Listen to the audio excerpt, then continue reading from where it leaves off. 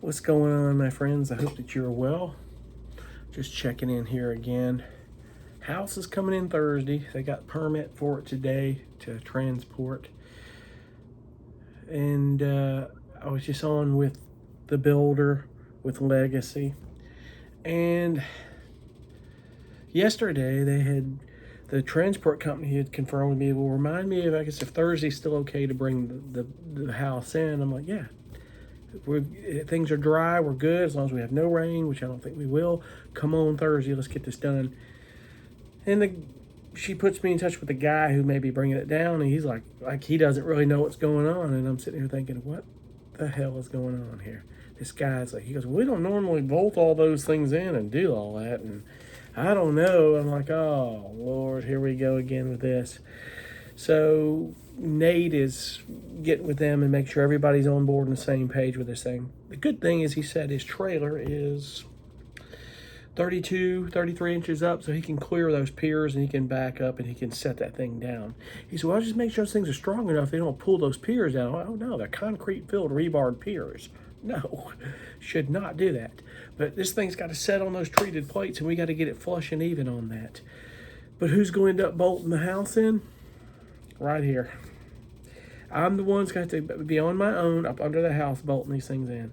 All I ask is the guy to sit there with me and have they call him a mule that lifts these things. Have that equipment on the front side of the house while I bolt those 3 or 4, and on the back side while I bolt, and just spot me until I get those 6 strapped in. I feel more comfortable. Now, mind you, it's natural to feel like the house would come off the piers. The house is so heavy, once it's on the piers flush, it's not going anywhere.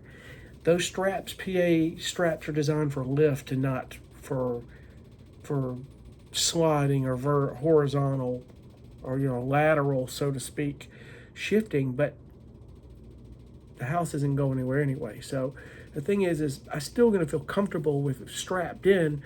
Get those 6 3 front and 3 back strapped in, so you don't feel like the house slips is going to fall. It's not really the case here, but it's the thought of it, because I don't have as much experience in this. I'm kind of nervous about that. But the thought is the challenge here is going to be the treated plates, which we're going to go with 2x6s, I think, or 2x4s treated that are coming inward. And the width of those things for the PA strap to the edge of that block, they're not all in the same place centered on that. So it's going to be kind of tough when they come in wrapped around trying to get them onto the band joist there on the edge. And there may be one that's against a joist, a cross joist, not the band. You may have to bolt it on there, twist it. That's going to be a chore. They do twist. I've done that with the vice grips. I've maneuvered them, but when you're under that house and you're not standing up enough leverage, it's going to make it a little more challenging. I've got 37 bolts out of 17 piers to do this to, and it's going to be a little bit of a challenge. It really will be. It kind of also makes me think in time what I want to do. Once the plumber gets out of there,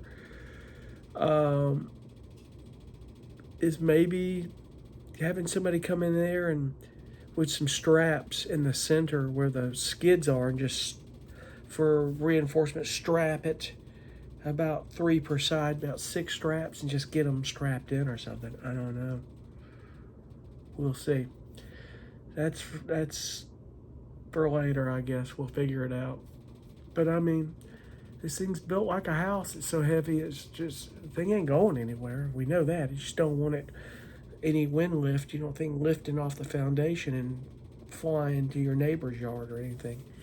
You don't want that to happen, and that's important. These sheds they build, I mean, they strap them down, they don't move. So that tells you that, makes me feel a little bit better about that. But other than that, just getting things prepared and done for then. And house comes in Thursday. I'm going to get that borate treatment as quickly as possible done. And then the water seal, and then we get steps on it. And then I get the plumber and the electrician in. So all that is in a course of however much time. My biggest concern is, and it has been, is water getting into those footings again, man. It's just, I'm gonna have to pump water out of there and get that stuff dried up because it really drives me crazy.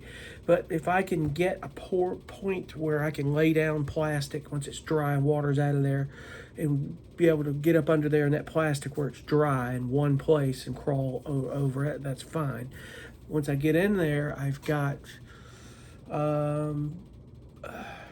about 26 inches above me when I'm sitting down, 30 inches, so I'm looking up. I'm good with that. It may not be a big stretch for things up under there because I'm going to have to get up under there and I'm going to have to insulate. And that's going to take a little time. The inside of the house, not as much as the below the house it's going to take. It's a couple of days worth of insulating. It's going to take a little bit. I think what I may do is insulate the underside of the house first. Get that done. Because I'm going to have to weave through the skids that are below the four joists, and there's drain piping he's got there. And then I'll work around that. That's just one pipe. I'm not worried about that at all. But it's just the things you do when you put a house in a weird place and it's on, piers where there's a crawl space. That's just what it is. Sometimes I wish that I could have just paid a little bit extra money and had them do a whole concrete slab on the bottom of that house. It would have helped too, honestly. Not worried about that. It's built up a little bit higher, and it's just those little footings, those little gaps of about 24-inch footings, 26, that down in there where the water would be sitting, because there's a little section on the outside of the house where there's no gutters. It's going to hit water there. It's going to get rain in there, Maybe not as much as it has, but it's going to be. In time, when they brick where that is, it's going to seal off from water not getting under my house, and I can backfill dirt up against that brick. So that's going to happen. So anyway, just checking in. The house is coming in Thursday. I'm going to get my GoPro camera charged up again, and we're going to set that off in the distance and see if we can do a little time lapse. So that'd be kind of cool. So when we get to that point Thursday, we'll see. Then we'll chime in. And until then, I appreciate you for watching. We'll see you on the next one. Be cool. Bye.